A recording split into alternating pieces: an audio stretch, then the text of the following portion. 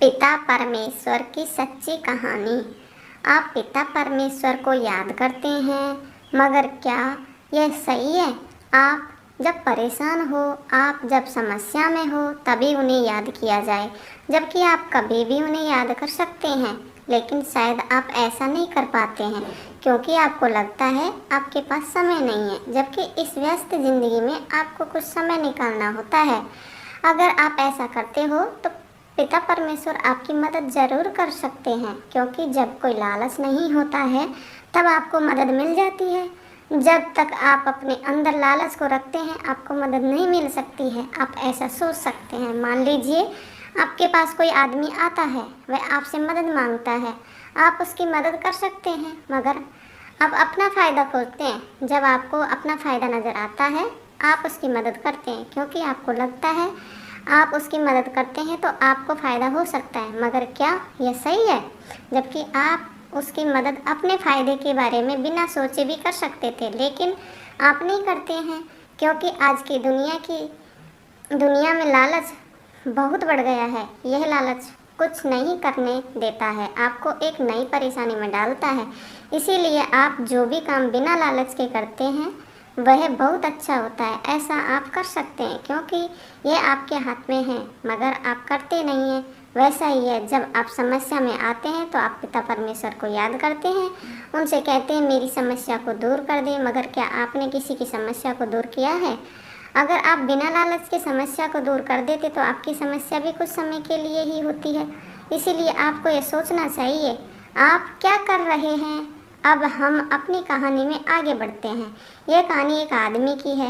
वह बिना लालच के कुछ भी नहीं करता है। उसे लगता है धन कमाना यहाँ पर बहुत ज़रूरी है, इसके लिए कोई भी लालच चल सकता है, मगर यह बात भूल जाता है उसे यह सब कुछ नहीं करना चाहिए।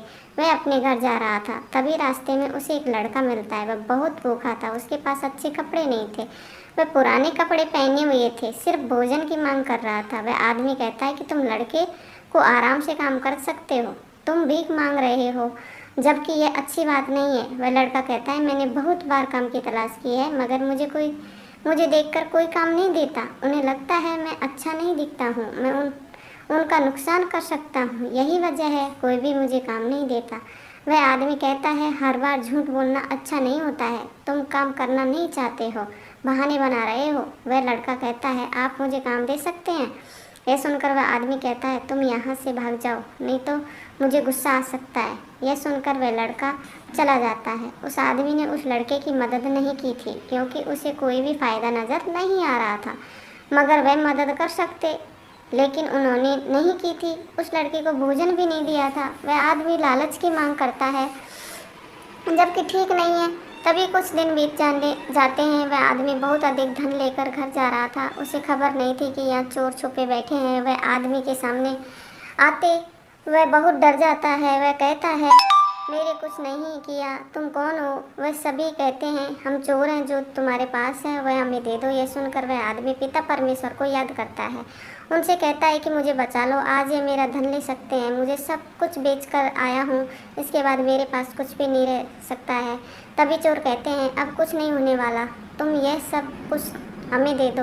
वह लड़का जो कि पास में एक पेड़ के पास बैठा था, सब कुछ सुन रहा था, वह उस आदमी की मदद करने आता है। वह लड़का फल खा रहा था, अपने दोस्त बंदर को लेकर आता है। शायद जीवन में उसकी दोस्ती कोई भी नहीं कर सकता था, मगर उस बंदर के साथ वह दोस्ती कर चुका था। दोनों ने मिलकर सभी चोर को भगा दिया था।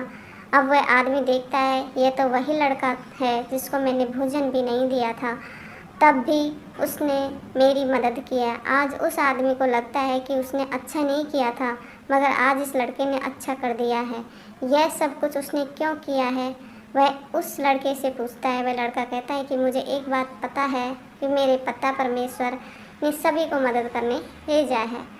तो दोस्तों, हमको इस कहानी से यही शिक्षा मिलती है कि इसीलिए मैं मदद कर रहा हूँ। मुझे कोई फ़र्क नहीं पड़ता है कौन अमीर है कौन गरीब है, कोई अपना है कोई पराया है, मैं सभी की मदद करता हूँ। यह सुनकर आदमी को समझ आया हमें पिता परमेश्वर के रास्ते पर चलना चाहिए, क्योंकि वह तभी मदद करते हैं जब हम किसी की मदद करते हैं। अगर आपको यह पिता परमेश्वर की कहानी पसंद आई तो शेयर ज़रूर करना।